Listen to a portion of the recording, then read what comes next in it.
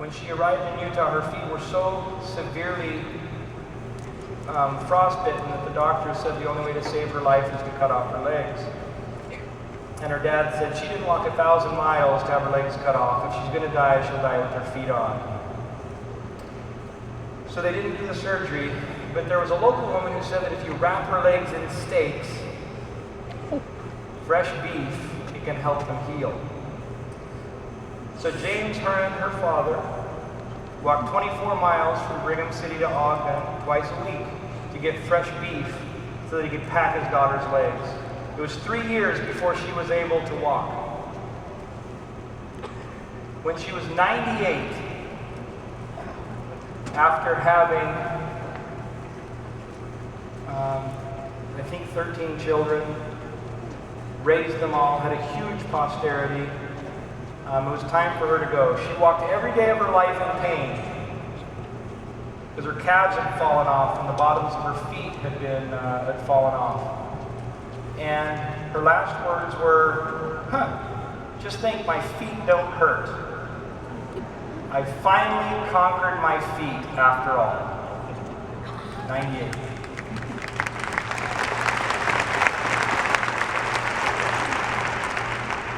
So Robert comes, he settles in Utah, he goes back and forth helping immigrants come across.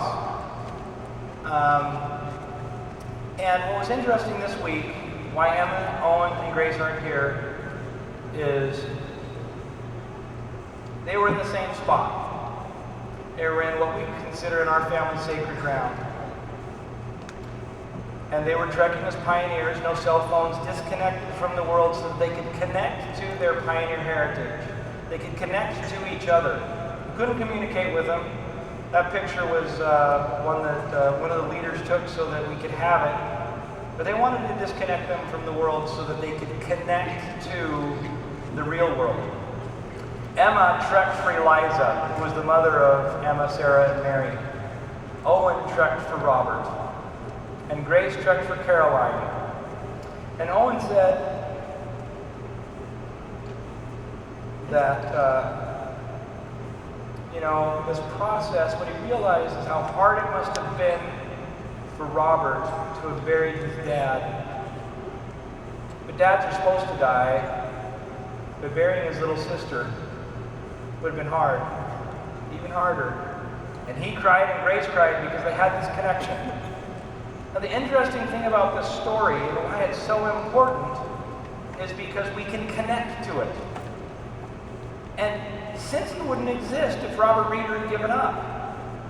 Because he's the one who brought us to the West. I don't know how my life would have been formed, how it would have played out, if I would have had my contribution to Cincy without that legacy that he gave me. And if I wasn't living my life in a way where I was contributing to others, what would he have done that for? Why sacrifice that much if what you leave behind doesn't care or doesn't do anything with it? So there's a deep connection that we have to people. This connection is something that is basically what our legacy is. And these stories tell us a few things. One, if your destination is compelling enough, the sacrifice of the journey will be worth it. The second thing is, the more difficult the journey, the harder it is to live to tell the tale. We shouldn't fear difficult journeys. We should embrace them, because it's the difficult journeys that give us the stories that give us purpose to others. Those are the stories that people remember us by. Those are the stories that create our legacy. And the most important thing I learned from this story is that all difficult journeys require people to work together. Because we're connected in ways that we have a very difficult time understanding.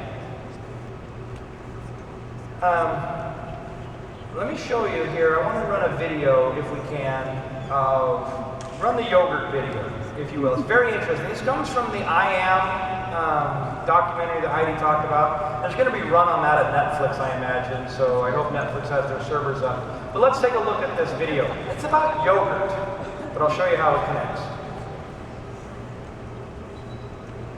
the direction that is pointing. It's not my thing. Everything that we know is resting upon a structure in which everything is actually connected all the time. So there is no separation, fundamentally. We only have the appearance of separation when we look at things with our eyes. There's sort of a field of mind which seems to respond to thoughts and emotions. That sounds mystical and improbable, but I'm fascinated by these lab experiments that have been done time and again in labs around the world. We put these 2 electrodes in the yogurt, crossed it like so, cover it up, turn the meter on. HeartMath theorizes that human emotionality